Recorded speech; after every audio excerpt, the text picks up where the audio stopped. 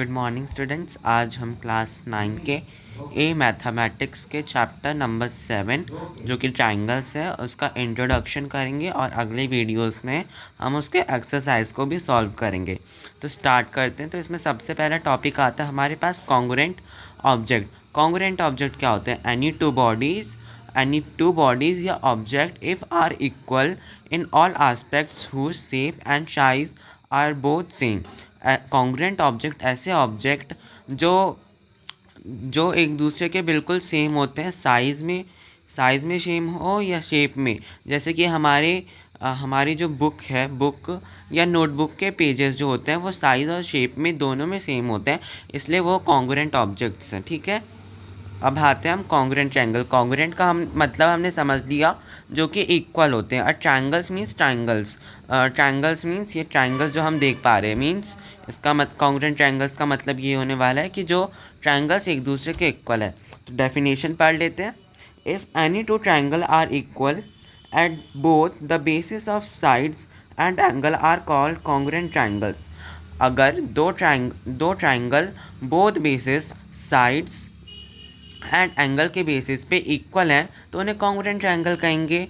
और जो congruent triangle होता है, अब इन दो ट्रायंगल को अगर हमें कॉन्ग्रुएंट प्रूव करना है तो कम से कम कोई 3 चीज़ इक्वल होनी चाहिए। ठीक है, यही लिखा है, at least any 3 things should be equal to prove two triangles a congruent triangle. Example में देख लेते हैं हम। एग्जाम्पल में ट्रायंगल 1 एंड ट्रायंगल 2 है, तो फिर ट्रायंगल 1 में ये वाली साइड भी 3 सेंटीमीटर है, ट्रायंगल बी में भी ये वाली साइड 3 सेंटीमीटर है, ये एंगल 60 डिग्री है, ये भी एंगल 60 डिग्री है, ये 4.5 सेंटीमीटर है, ये भी 4.5 सेंटीमीटर है।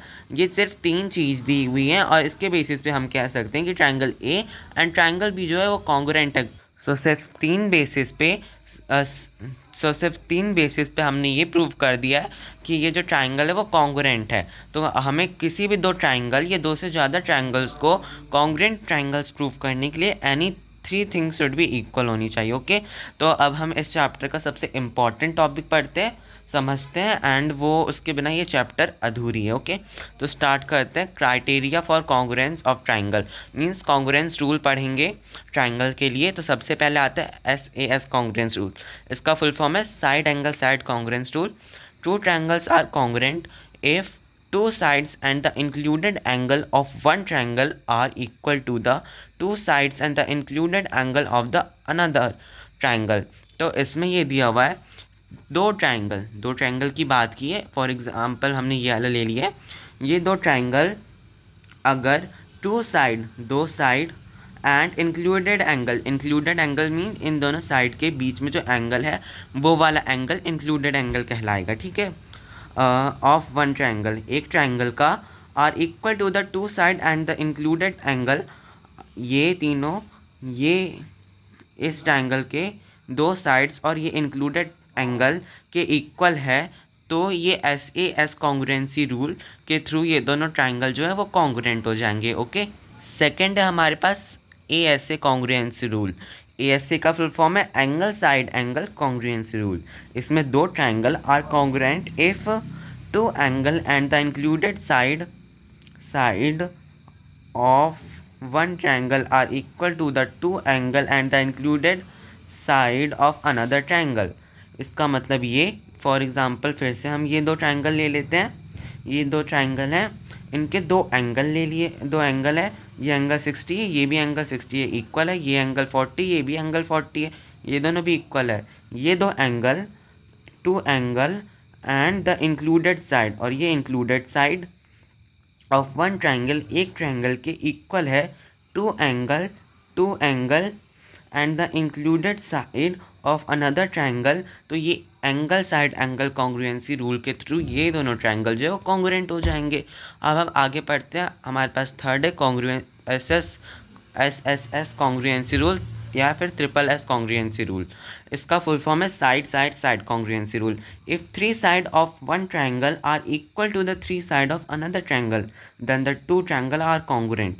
इसका मतलब ये है, 3 साइड एक ट्रायंगल की अगर इक्वल है 3 साइड दूसरे ट्रायंगल की, तो ये दोनों ट्रायंगल जो है वो कॉन्ग्रुएंट है बाय SSS कॉन्ग्रुएंसी रूल। हम यहाँ देख सकते हैं 3 सेंटीमीटर, ये भी 3 सेंटीमीटर है, ये 4 सेंटीमीटर है, ये भी 4 सेंटीमीटर है, ये 9 सेंटीमीटर है, ये भी 9 सेंटीमीटर है। मतलब इन दोनों ट्रायंगल की जो साइड्स हैं वो इक्वल हैं, जिस वजह से ये दोनों ट्रायंगल जो हैं SS कॉन्ग्रुएंसी रूल से कॉन्ग्रुएंट प्रूव हो जाएंगे। ओके, तो फिर उसके बाद आता है हमारे पास फोर्थ RHS कॉन्ग्रुएंस रूल। इस कॉन्ग्रुएंस रूल में हमें ये कॉन्ग्रुएंस रूल जो है सिर्फ राइट एंगल ट्रायंगल के लिए एप्लीकेबल है, बाकी ट्रायंगल्स को पे हम एप्लीकेबल नहीं कर सकते इसके लिए। ठीक है, तो इसका फुल फॉर्म है R for right, H for hypotenuse, S for side congruence rule. ठीक है, इनमें से ये तीनों चीज़ होगी तभी हमें प्रूव कर पाएंगे कि दो ट्रायंगल कॉन्ग्रुएंट है। If two right angle triangle, दो राइट एंगल ट्रायंगल मीन्स जिनके पास एक 90 डिग्री हो, जैसे यहाँ हम देख रहे हैं ये दोनों। Okay, and one side of one triangle the hypotenuse and one side of one triangle hypotenuse and one side of one triangle is equal to the hypotenuse and one side of other triangle, then the two triangle are congruent। जैसे कि हम यहाँ देख रहे हैं ये दो right angle triangle है, ये इसका हाइपोटेनियस है जो कि 5 सेंटीमीटर है, ये इसका हाइपोटेनियस है जो कि 5 सेंटीमीटर है, तो हाइपोटेनियस जो है वो इक्वल हो जाएगा। ओके, और जो बेस है मीन्स कोई एक साइड, या फिर हम इस साइड को ले सकते हैं या फिर इस साइड, दोनों में से कोई भी साइड लिया जा सकता है।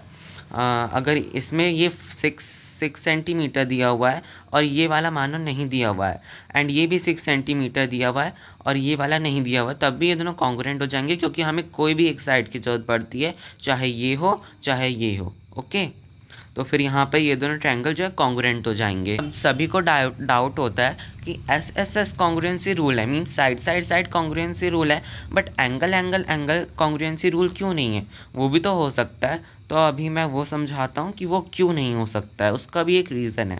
तो हम समझते हैं एंगल मतलब AAA कॉन्ग्रुएंसी रूल क्यों नहीं हो सकता है।